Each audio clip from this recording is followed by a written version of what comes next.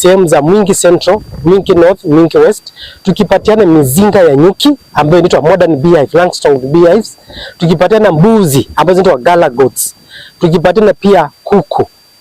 Na sisi tunataka kupatia wale wakulima wa katika vikundi of cooperatives, na tunahimiza wakulima waingie katika cooperatives. Hapo tutaweza kufanya kubagain. Huku mvua yetu ni chache, tunaambia wakulima kuna ukulima unaitwa alternative farming, irrigated agriculture.